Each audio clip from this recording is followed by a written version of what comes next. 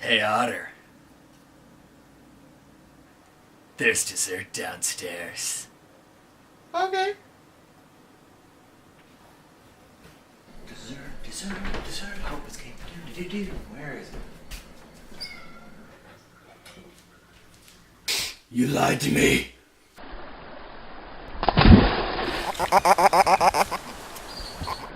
Portal.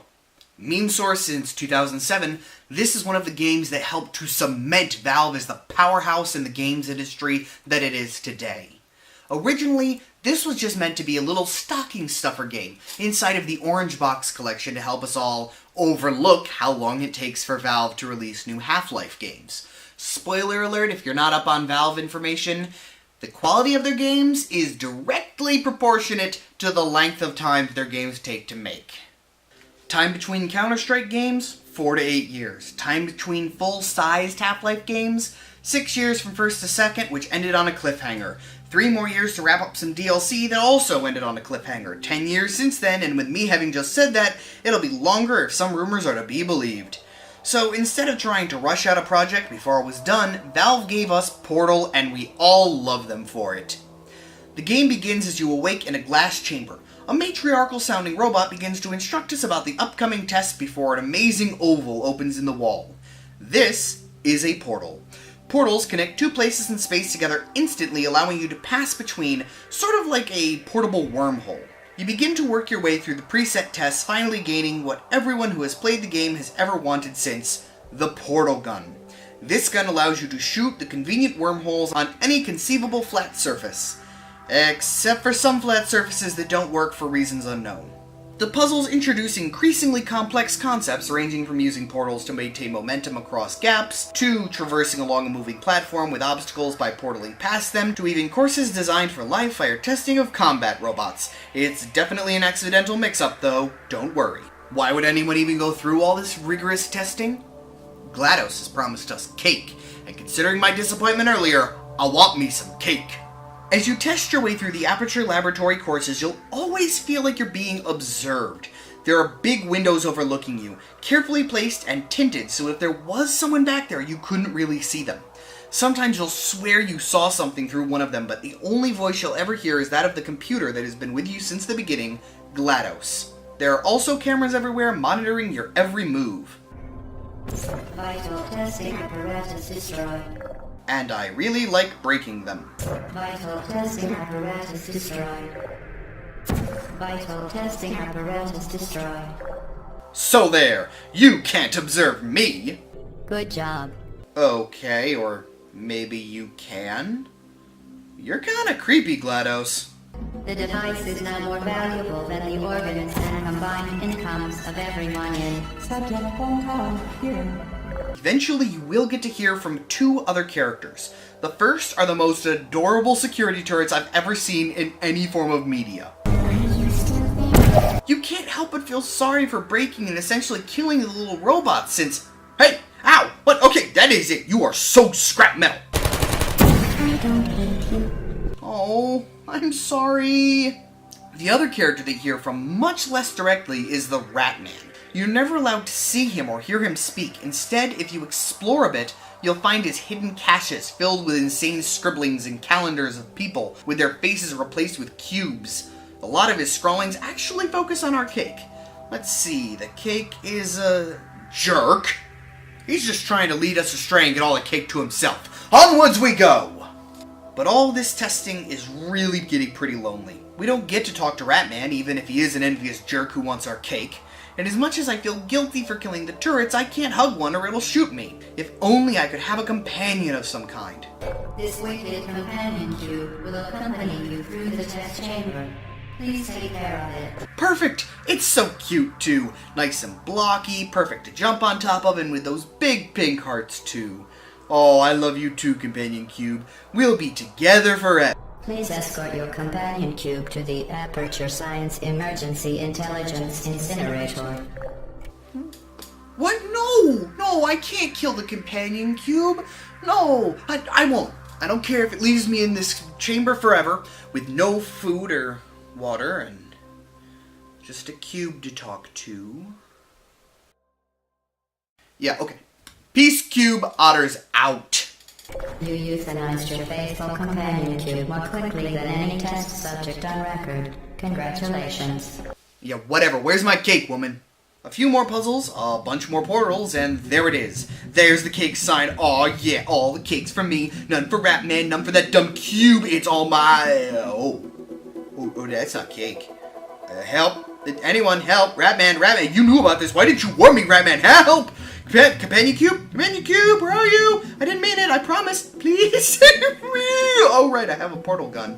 Place the device on the ground, then lie on your stomach with your arms at your sides. A party associate will arrive shortly to collect you for your party. Nice try. I'm on to you, GLaDOS. I bet you don't even have cake. The whole game opens up in the perfect way. The set puzzles have given way to finding your own way through the hidden back corridors and sewers of the laboratory. It's not really clear where you're trying to get to or why you can't go certain ways sometimes, but even with that said, this really feels like the perfect culmination of everything that you've learned in the game up until now. Also, even though the available path that you need to traverse is actually very linear, it's been designed in such a way that it doesn't feel like it is linear.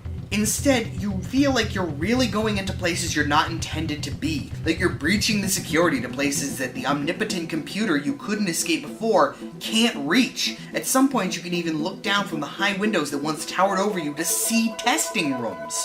The rambling path with no clear destination brings us right to the main control room, revealing GLaDOS' true form. She floods the room with a deadly neurotoxin, and you have to break off her cores and throw them down the incinerator to say hello to the companion cube. With all of them destroyed, she explodes into a vortex, dragging you up and away. Grass, trees, oh, I've never been so happy to see. Thank you for assuming the party aircraft submission position. Wait, the party position wasn't a lie? She had someone standing by and waiting for us to assume party position the whole time. Maybe GLaDOS wasn't really lying to us. I mean, who knows? Maybe there really was. It's cake! Give me the cake! No, this will not stand. I have been teased twice now with cake, and I will receive what I am due. There are several glitches built directly into the portal gun. The first is peeking portals. You can move most of the way through a portal so that you're standing right in the middle. Then you can now fire a new portal and back up quickly. If you back out of the portal safely before it lands on a surface, your first portal will remain and a new portal destination will appear. Even crazier though is the portal bump. If you shoot a portal at a wall where a portal already exists, it will bump over to another location next to the portal that already exists. The bump can extend through walls or even completely out of the world. That's right, not even the boundaries of the world could keep me away from my cake anymore. I use the portal bump and peeking portals to travel out of bounds and through the empty spaces to find the cake room. It is a really complicated process, it took me an insanely long time, and it even almost killed me, but I gained access to the cake room. There it is, my beautiful cake with the companion cube there beside it, and I've been guided. The cake is illusionary, it's not even solid. Oh yeah? Here's what I think of your cake, GLaDOS, and I'm gonna make my way back to the main game just to make sure you see what I did to your precious cake! If I just need to get back. I made it here? Fine, come on! Just a little more. Okay, I made it back into the game, and I beat GLaDOS again. That's right, not only do you get to see me kill all your cores like you absolutely forced me to kill that poor companion cube, but now you get to see what I did to your cake! Yeah, what do you think of that? Am I the real fool here? So if it wasn't clear, Portal is a spectacular game. So let's look at its negatives, because every game has them. I guess your jump is really pitiful. And some of the jumps can get really disorienting, as the game flips you around and upside down to make sure that you stay right side up. But in so doing, you have no idea where you're pointing anymore because of the first-person camera. Said camera also makes some jumps difficult because you really can't tell what you will and won't reach since you can't see your feet to judge your own jump accurately. But let me say, I had to work to find those issues with the game. Some people might argue that the game's too short, but I have to disagree. It went on exactly as long as it needed to. any longer and it would have gotten a little repetitive or played itself out a little bit too far. Instead, they kept it short and sweet like a piece of candy. And like that piece of candy, it kept us wanting more. So, if there's anyone in my hope that somehow hasn't discovered this game yet, go out and pick it up. It's well worth it. Between a perfectly balanced sense of humor, well-crafted gameplay, and challenging but well-balanced puzzles, this game is one I'd be more than happy to pick up again and again.